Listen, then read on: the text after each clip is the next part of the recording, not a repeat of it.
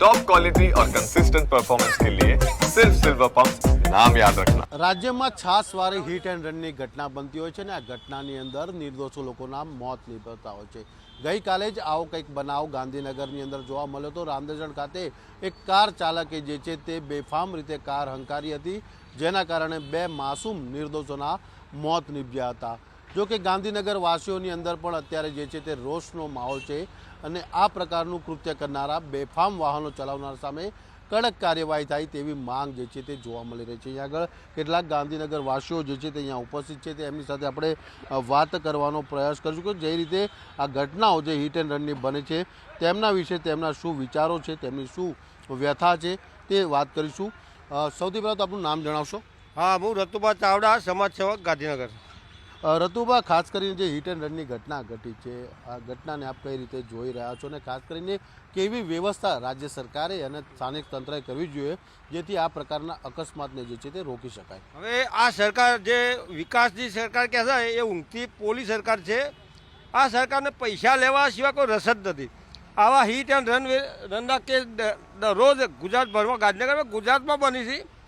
તપાસ થાય છે, પોલીસ એફઆઈઆર ફાટે, પોલીસ તપાસ કરે, આગળ કોઈ કાર્યવાહી થતી નહીં। એફઆઈઆર ફાટ્યા પછી કોઈ કાર્યવાહી થતી નથી, ખાલી હપ્તા લેવાય છે। અને આપણા જે હરસંઘવી ધોરણ 8 પાસ જેના ઇંગ્લિશ કા કોઈ ખબર પડતી નથી એ હપ્તા ઉઘરાય, પોલીસ હપ્તા ઉઘરાય એમને આપે છે। કોઈ જનતાને કોઈ લાભ નથી। આ હિટ એન્ડ રનના કેસ દિલ્હી દરરોજ થતા હોય છે। આ સુધી કોઈને સજા થઈ, કોઈના પર કાર્યવાહી થઈ એ બતાવો। એટલે આ સરકાર કંઈ કરવા માગતી નથી, ભ્રષ્ટાચાર જ કરે છે। અન્ય પણ એક વ્યક્તિ છે તેની સાથે વાત કરીશું। સૌથી પહેલાં તો આપનું નામ જણાવશો ને જે રીતે આ સમગ્ર ઘટના ઘટી છે અને આપ કઈ રીતે જોઈ રહ્યા છો? મારું નામ મેરુસિંહ ચાવડા છે, વસાવત ઉપપ્રમુખ છું અહીંયા। જે હિટ એન્ડ રનમાં જે આ રીલ્સો બનાવે છે ને, જે રેસની રીલ્સો દોડાવવાની, રીલ્સો બનાવવાની, ગાડીઓની રેસ લગાવવાની, આ ક્યારે બંધ થશે? આ બંધ થશે તો આના કેસો અડધા ઓછા થઈ જશે। જે બી ઘટના બને છે ને એનું કારણ છે આ રેસ। જે રીલ્સો બનાવવા માટે લોકો રેસની રીલો બનાવે છે, એના હિસાબે તો ઘણા અકસ્માતો બહુ થયા છે। તો એને સરકારે કંટ્રોલમાં લાવવા જોઈએ। આવા રેસ કરતા હોય એ લોકોને ગુના દાખલ કરી એમને જેલમાં મૂકી દેવા જોઈએ। આમાં કઈ ગરીબોની જિંદગી બેકાર જતી હોય છે, કોકનું પરિવાર ગુમાવતા હોય છે આમાં રીલ્સમાં। તો એ ના બને એની માટે અમે સરકારને પણ રજૂઆત કરીએ છીએ કે આવા રીલ્સ બનાવતા આ લોકોને તાત્કાલિક ધોરણે કાર્યવાહી કરી ગુનો દાખલ કરીને એમને જેલમાં મૂકી દેવા જોઈએ। દાદા, હું આપને પૂછીશ કે જે રીતે આ પ્રકારના અકસ્માતો થતા હોય છે ને અકસ્માતમાં જે લોકોના મોત નિભવતા હોય છે એ લોકોની પરિવારની વ્યથા વેદના શું કહેશો? આ બાબતે તો સરકારે ધ્યાન લેવું જોઈએ, કારણ કે માણસ મરી ગયા પછી એને 2 લાખ કે 5 લાખ આપીને તમે એને પણ એના જે ઘરમાંથી જે સભ્ય ગયો એનું શું, એના કુટુંબનું શું, એના પરિવારનું શું? તો આવા તત્વોને કડકમાં કડક સજા થવી જોઈએ। દારૂબંધી બંધ થવી જોઈએ। દારૂબંધી ગુજરાતની છે અને ગુજરાતમાં દારૂના લીરેલીરા થાય છે। આવા નબીરાઓ જે દારૂ પીને બેફામ નશામાં લોકોની જિંદગી સાથે જે ખિલવાડ કરે છે તો એના માટે કડક પગલાં લેવા જોઈએ અને સરકારે આના ઉપર ફૂલ બંદોબસ્ત કરી અને એમને જેલ ભેગા કરવા જોઈએ। એમના લાયસન્સ રદ થવા જોઈએ કાયમી માટે અને એમનું બધું ડિટેન કરવું જોઈએ।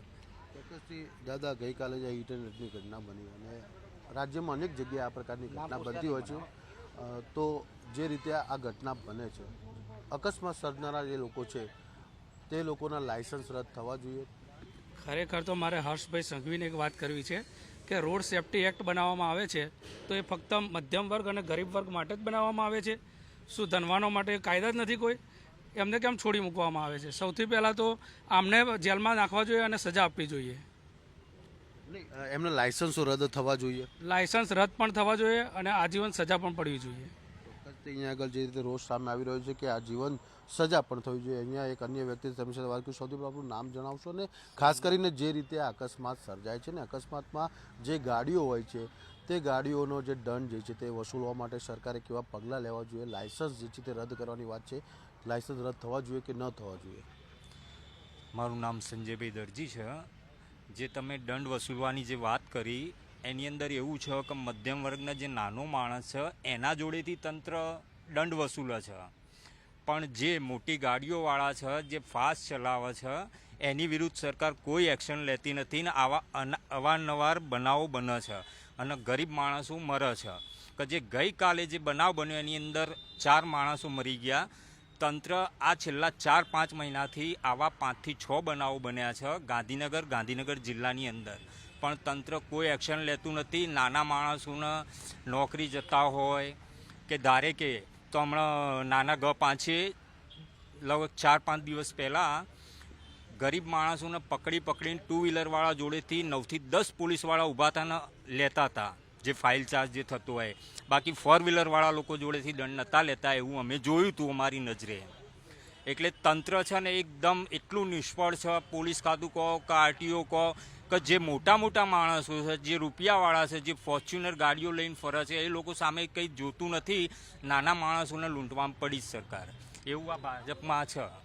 આપ શું કહેશો, જે રીતે સમગ્ર ઘટના બની છે, જે વાહનથી અકસ્માત સર્જાય છે તેને જપ્ત કરવા જોઈએ અને તેના પાસેથી દંડની રકમ વસૂલવું જોઈએ, આ તમામ મુદ્દે આપ શું કહેશો? અમે સરકાર વિશે તો મારે વધારે કશું નહીં કહેવું, પણ જે મોટા લોકો છે, જે છોકરાઓ છે, જે ગાડીઓ લઈને ફરે છે, એમના મા બાપને થોડું ધ્યાન રાખવું પડે કે છોકરો મારો ક્યાં જાય છે. એના કરતાં જે નાના માણસો છે, જે બિચારા જે ગાડી બી નથી જેમના જોડે, એમને ઠોકી જાય તો એમના પરિવારને જેવું દુઃખ લાગે છે એ વેદના તો એ લોકો જ જાણી શકે છે. અને જે લોકો પૈસાવાળા છે તો પૈસા આપીને છૂટી બી જાય છે. અને કાયદા કાનૂન જ્યારે સરકારને કાયદો કરવામાં આવે છે તો જ્યારે પોલીસવાળાઓ મૂકે છે તો જ્યારે દંડ વસૂલ કરવાનું કોઈ આવે તો તાત્કાલિક પોલીસ મૂકી દે છે. તો આવામાં જલ્દી પગલાં કેમ નથી લેતી સરકાર? બસ બધા નહીં કહેવું મારે. ચોક્કસથી અહીંયા આગળ ગાંધીનગર વાસીઓની અંદર જે છે તે રોષ જોવા મળ્યો. ગઈકાલે જે રીતે હિટ એન્ડ રનની ઘટના થઈ હતી ને ઘટના બાદ ગાંધીનગર વાસીઓને એક જ માંગ છે કે આરોપી સામે કડકમાંથી કડક જે છે તે કાર્યવાહી કરવામાં આવે. આ કાર્યવાહી થશે તો સમાજમાં જે છે તે એક નવો દાખલો પણ બેસશે. કેમેરામેન લાલા ભરવાડ સાથે મલ્હાર વોરા, ન્યૂઝ કેપિટલ, ગાંધીનગર.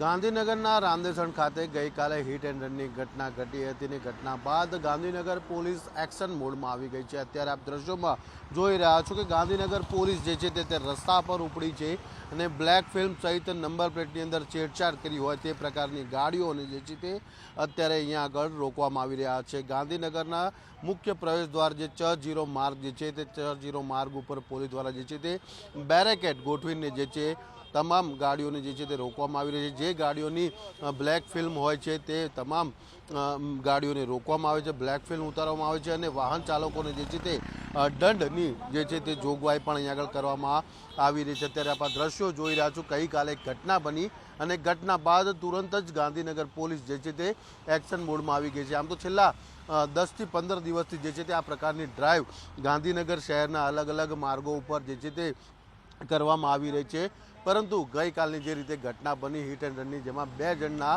નિર્દોષોના મોત નીપજ્યા હતા અને નોંધ બાદ જે રીતે ગાંધીનગર પોલીસ હવે રોડ ઉપર ઉતરી છે અને એક્શન મોડમાં જોવા મળી રહી છે. જે પણ ગાડીઓ હોય જેની બ્લેક ફિલ્મ હોય તેવી ગાડીઓને જે છે તે રોકવામાં આવી રહી છે અને તમામ સામે જે છે તે કડક કાર્યવાહી જે છે તે કરવામાં આવી રહી છે. આપણે આ દ્રશ્યોમાં જે છે તે જોઈ રહ્યા છો કે જે ગાડી બ્લેક ફિલ્મ હોય છે તે ગાડીઓને જે છે તે અત્યારે રોકીને તેમને દંડ આપવામાં આવે છે અને સાથોસાથ પોલીસના જવાનો જે છે તે કાર ઉપર લાગેલી જે બ્લેક ફિલ્મ હોય છે તેને પણ જે છે તે ઉતારી રહ્યા છે.